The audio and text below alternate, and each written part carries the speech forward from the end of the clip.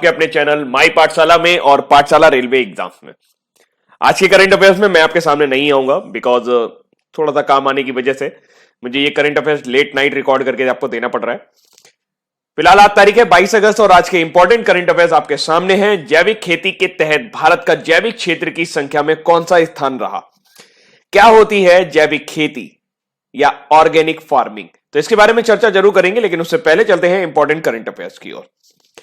राम मंदिर का निर्माण शुरू हो गया है। ऐतिहासिक घटना रही राम मंदिर का निर्माण अयोध्या में होना शुरू हो गया है, जिसके लिए L&T यानी कि लार्सन एंड टुर्बो ने हाथ मिलाया है और सेंट्रल बिल्डिंग रिसर्च इंस्टीट्यूट जो कि रुड़की में है और IIT मद्रास ने यहां पर निर्माण कार्य शुरू कर दिया गया है। CBRI और IIT मद्रास वहां पे सॉइल टेस्टिंग कर रहे हैं, यानी जमीन की जांच कर रहे हैं कि अगर भविष्य में कभी भूकंप या किसी तरह की प्राकृतिक आपदा आती है तो यह मंदिर को सुरक्षित किया जा सके।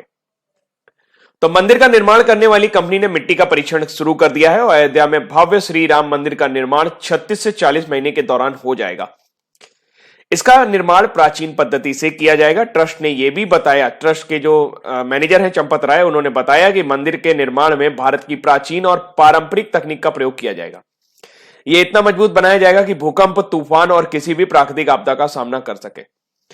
मंदिर में एक नई खास बात सुनने में आ रही है कि यहां पर लोहे का बिल्कुल भी इस्तेमाल नहीं किया जाएगा और आई थिंक मुझे ऐसा लगता है कि लोहे का इस्तेमाल इसलिए नहीं किया जाएगा क्योंकि इससे यह मंदिर थोड़ा सा कमजोर हो सकता है।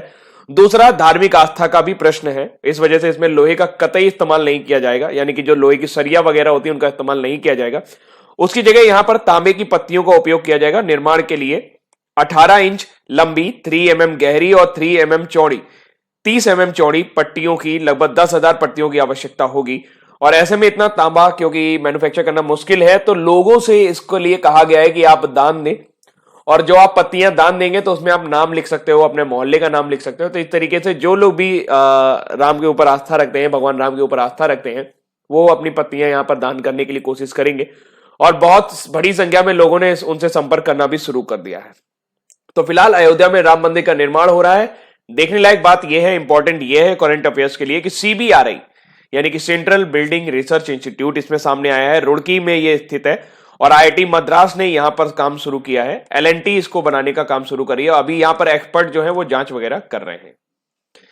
अगली जानकारी की तरफ चलते हैं। सेंटर ने एक बढ़िया योजना के बारे में बात की है और जैसे कि अन्य योजनाएं हैं, अगर उसी तरीके से इसको लागू हुआ तो फिर ये गलत होगा, लेकिन मुझे लगता है कि यह सही तरीके से लागू होना चाहिए कि अनएम्प्लॉयमेंट अलाउंस दिया जाएगा, जो बेरोजगारी भत्ते के तरीके ही होगा।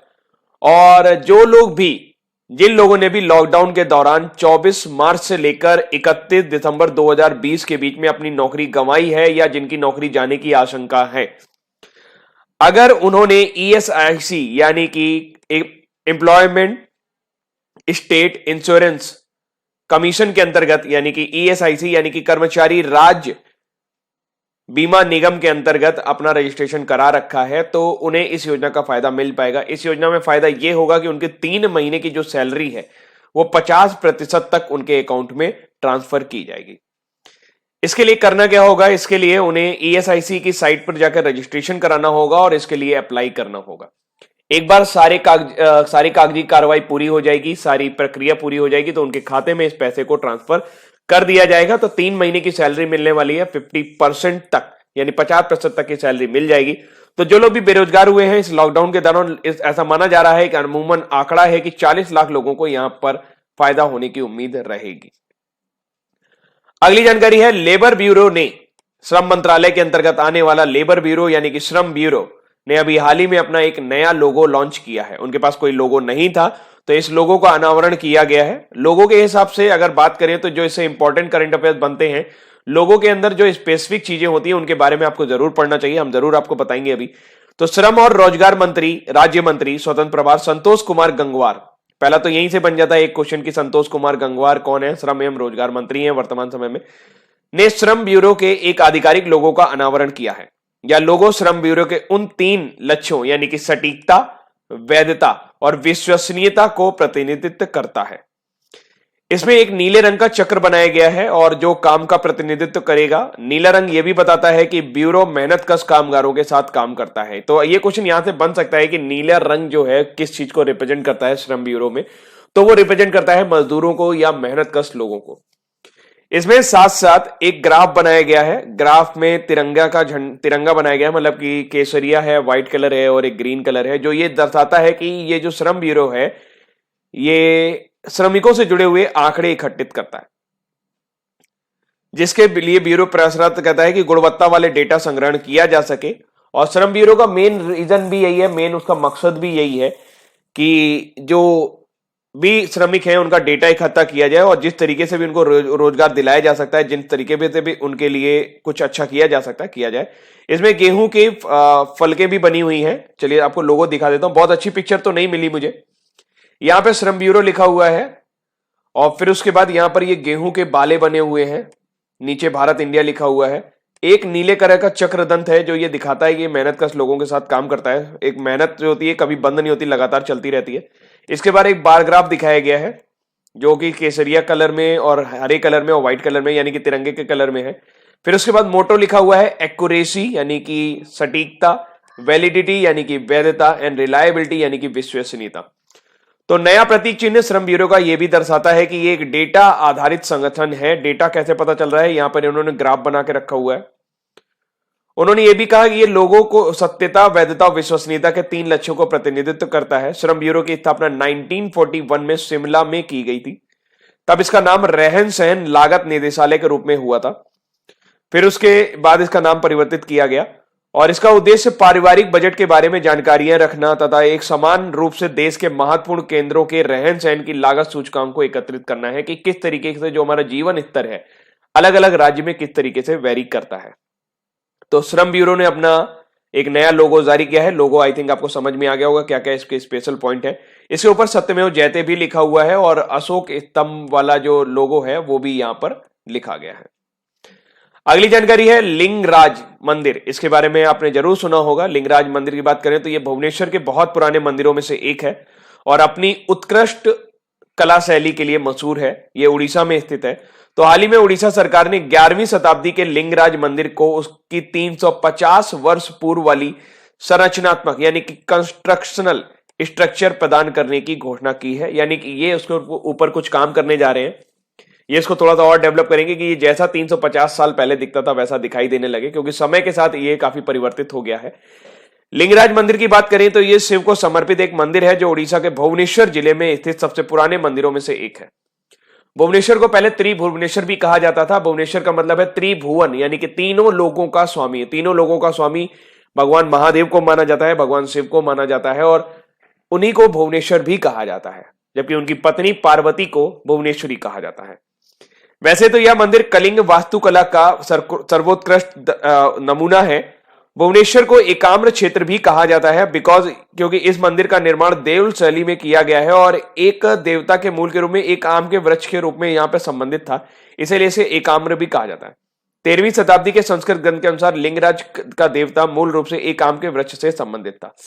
इसके अलावा कुछ फैक्ट है, यहाँ पे मैंने एक लिंक दिया हुआ है जिसके जरिए आप लिंगराज मंदिर के बारे में बहुत कुछ पढ़ सकते हो। धार्मिक मान्यता यह है, मतलब कि जो हमारी दंत कथाएं हैं उन सुनी हुई बातें हैं, उनमें से माना जाता है कि लिट्टी और वसा नाम के 2 भयंकर राक्षस थे जिनका वध पार्वती जी ने यहीं पर किया था और फिर संग्राम के बाद उन्हें प्यास लगती है, जिसकी वजह से शिव जी ने यहां पर एक कुआं बनाया। उस कुएं का नाम बिंदु सागर है और ये माना जाता है कि वहां पर उन्होंने कई नदियों को बुलाया था जिसकी वजह से ये भरा रहता है। सैकड़ों वर्षों से भुवनेश्वर यहीं पूर्वोत्तर भारत में शैव संप्रदाय का प्रमुख केंद्र रहा है।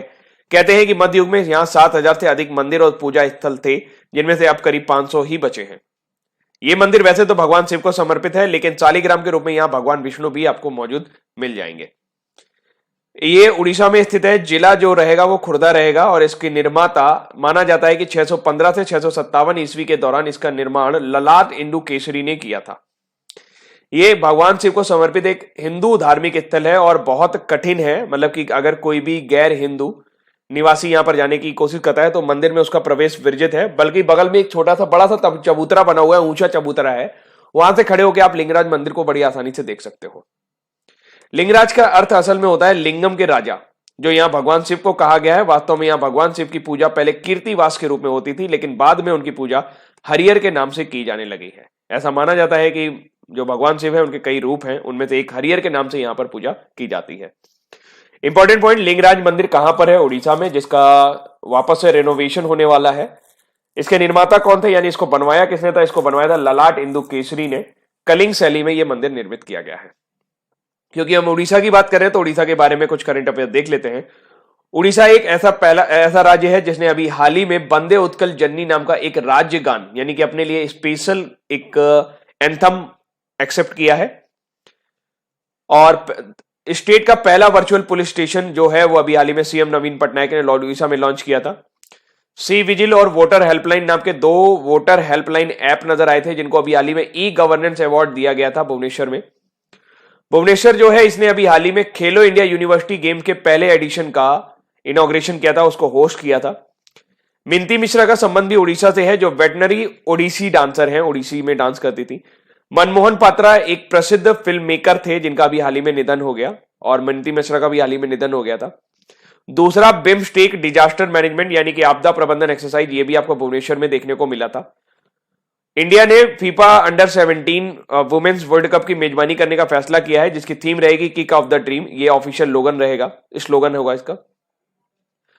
उड़ीसा पहला स्टेट है जिसने एसएचजी यानी कि सेल्फ हेल्प ग्रुप के लिए मिशन शक्ति नाम का एक मंत्रालय बना रखा है। मो जीवन प्रोग्राम एक शुरू किया गया था कोविड-19 के दौरान सीएम पटनायक द्वारा, ताकि कोरोना वायरस पेंडेमिक से लड़ा जा सके।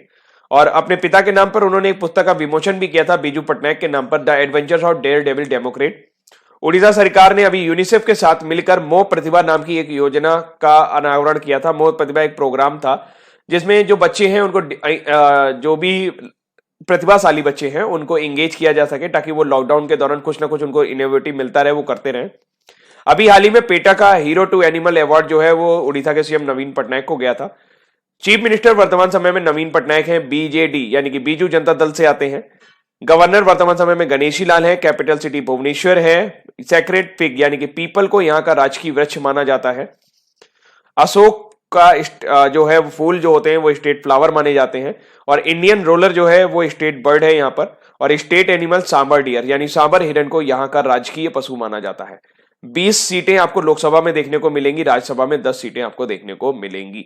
इस स्लाइड को बार बार रिपीट करने से बहुत सारी चीजें आपको बहुत आराम से याद हो जाती हैं। ये उसी की हिंदी वाली स्लाइड है, जैसा कि मैं आपको हमेशा करवाता हूं। आगे चलते हैं। अब ये हमारा क्वेश्चन आ गया जो हमने अभी आपके मेन स्क्रीन पर देखा था, यानी कि होम स्क्रीन पर देखा था। तो पहला स्थान है, अगर हम ऑर्गेनिक फार्मर्स की बात करें। पहले तो बात मैं आपको बता दूं ऑर्गेनिक फार्मिंग क्या होती है। जैविक खेती होती है जिसमें किसी भी रासायनिक उर्वरक का प्रयोग नहीं किया जाता, केवल जैविक उर्वरकों का प्रयोग किया जाता है, जैसे कंपोस्ट हो गया, गोबर हो गया, इसी तरीके से यूरिया वगैरह हो गया। यूरिया मतलब कि जो जैविक रूप से यूरिया प्राप्त किया जाता है, तो उसको लेके यहां पर खेती की जाती है। इससे फायदा ये होता है कि जमीन को नुकसान भी नहीं पहुंचता है और जो पौष्टिकता होती है वो भी काफी बढ़ी रहती है। तो भारत में जैविक खेती के विकल्प अगर देखें तो बहुत शुरू से हैं। ऐसा नहीं कि भारत अभी से जैविक खेती कर रहा है। भारत में पुराने समय से ही गोबर की खाद का प्रयोग होता रहा है, तो जैविक खेती के मामले में भारत पहले से ही काफी अग्रणी है।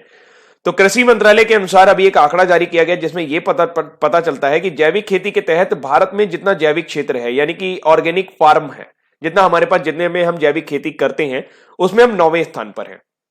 और जैविक किसानों की संख्या में, यानी कि जितने लोग यहां पर जैविक खेती करते हैं, उसके मामले में हम पहले स्थान पर हैं। हो भी क्यों ना, क्योंकि हमारी जनसंख्या सबसे ज्यादा है। एक नई जानकारी और सामने आई कि सिक्किम जो है उसने अपने आप को पूरी तरह से जैविक बनने वाला पहला राज्य है, और यह दुनिया का पहला राज्य है जिसने अपने आप को पूरी तरीके से जैविक खेती करने वाला राज्य बनाया है।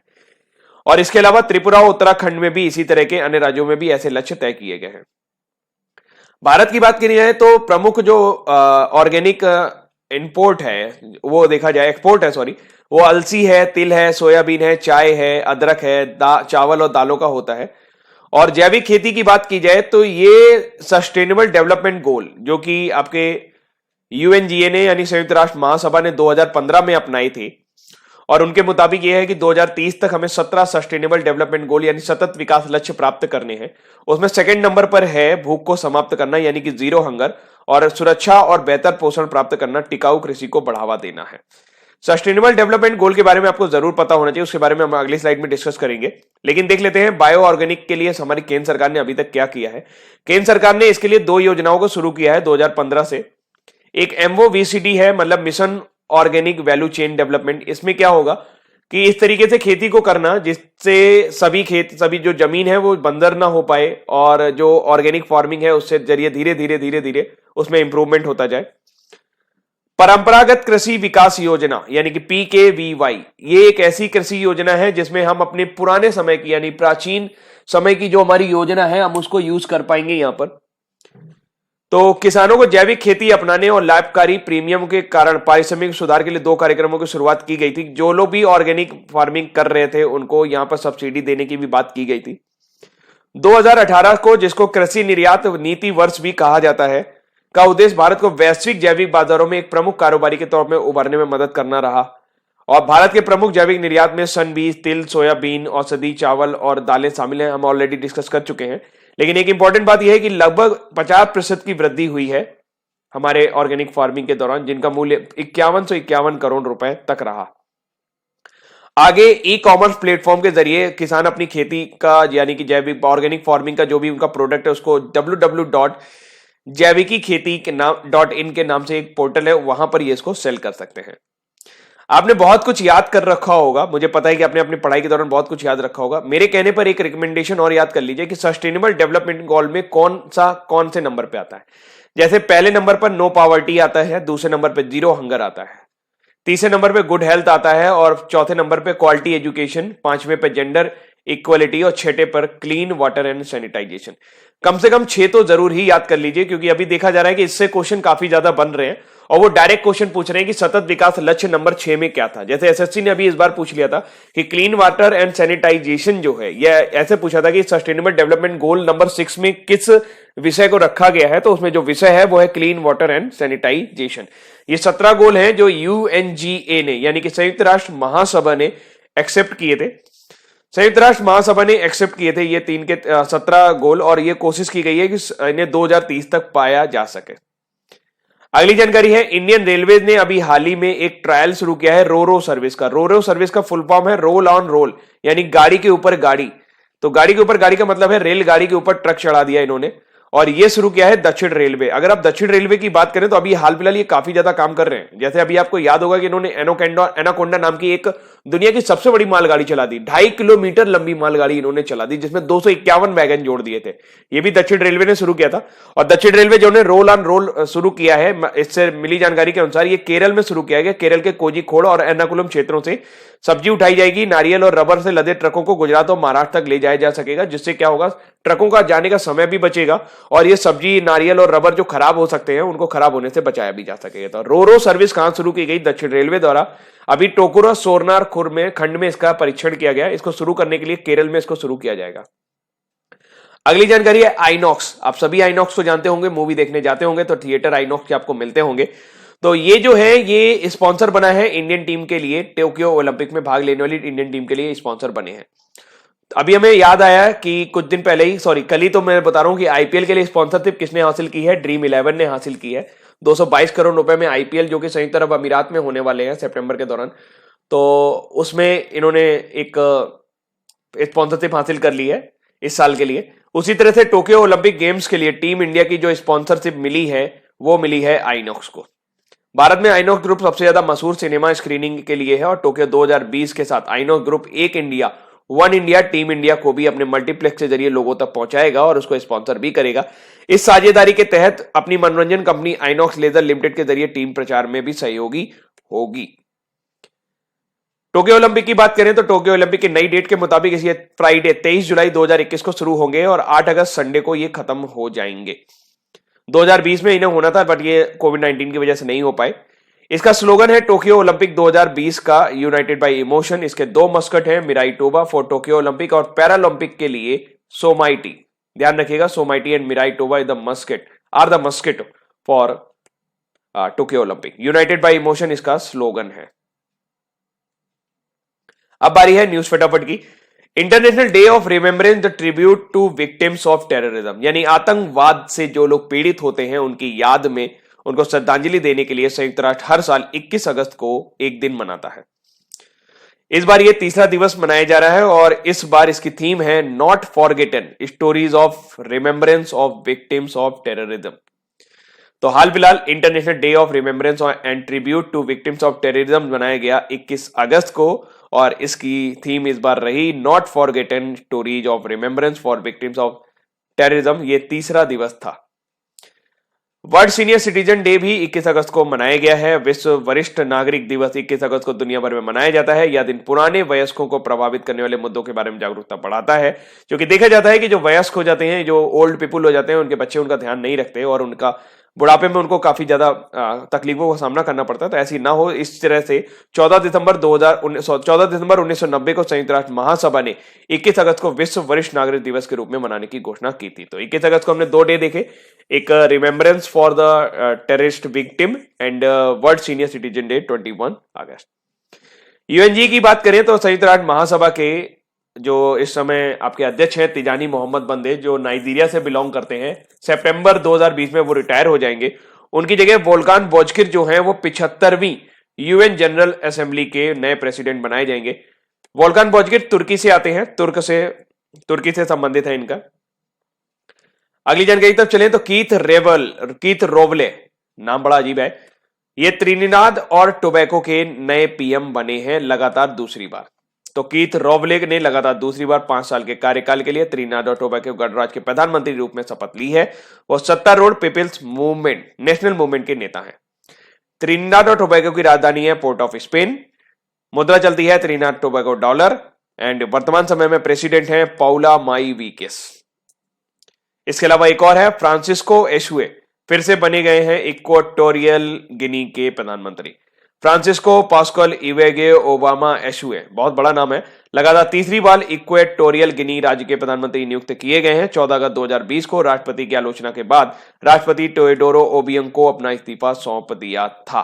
अब दोबारा से चुने गए हैं। आर्थिक समस्या को हल करने के लिए सरकार को भंग कर दिया गया था और फ्रांसिस्को एशुए को पहली बार 23 जून 2016 में इक्वेटोरियल गिनी के प्रधानमंत्री के रूप में नियुक्त किया गया था। इक्वेटोरियल गिनी की राष्ट्रपति हैं टेओडोरो ओबियांग, राजधानी मलाबो और इक्वेटोरियल गिनी की मुद्रा है मध्य अफ्रीकी सेफिए फ्रैंक। तो दोस्तों ये थे आज के हमारे इंपॉर्टेंट करंट अफेयर्स। अब बारी है वन लाइनर की। श्रम मंत्रालय के किस संगठन ने एक नया लोगो लॉन्च किया है? श्रम ब्यूरो ने। भारतीय रेलवे के किस क्षेत्र ने रोल ऑन रोल या रोरो सेवा का ट्रायल रन किया? वो है दक्षिण रेलवे। कैबिनेट ने अभी हाल ही में नेशनल रिक्रूटमेंट एजेंसी के ऊपर मैंने एक वीडियो बनाया है, अगर आपने वो वीडियो नहीं देखा है तो जाकर देख लीजिए। आपके जो भी प्रश्न हैं वो वहां पर सॉल्व हो जाएंगे।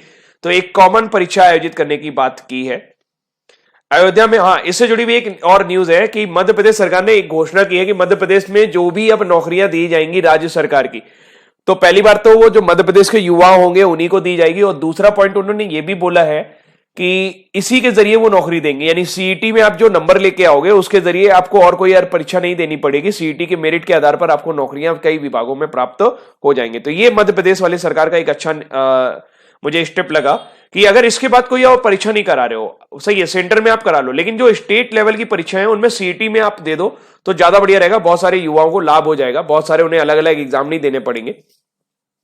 आगे चलते हैं, तो आगे चल के देखना है कि इसमें निकलता क्या है, क्योंकि ये अभी भविष्य के घर में ही है, इसमें क्या क्या निकलेगा। फिलहाल अयोध्या में राम मंदिर के निर्माण के लिए सीबीआरआई रुड़की और आईटी मद्रास को साथ किया गया है। कोरोना संकट के बेरोजगार हुए कर्मचारियों को उनके पिछले 3 महीने के वेतन के औसत से लगभग कितने प्रतिशत तक की रकम दी जाएगी? 50% तक की उनको बेरोजगारी भत्ते के रूप में दी जाने वाली है। लिंगराज मंदिर कहां है? उड़ीसा में। इसका भी रेनोवेशन होने वाला है। जैविक खेती के तहत भारत जैविक क्षेत्र यानी कि ऑर्गेनिक फार्म की अगर हम बात करें तो ये वर्तमान समय में 9वें नंबर पर चल रहा है। टोक्यो ओलंपिक गेम्स के लिए टीम इंडिया का ऑफिशियल स्पॉन्सर कौन हो गया है? आइनॉक्स ग्रुप।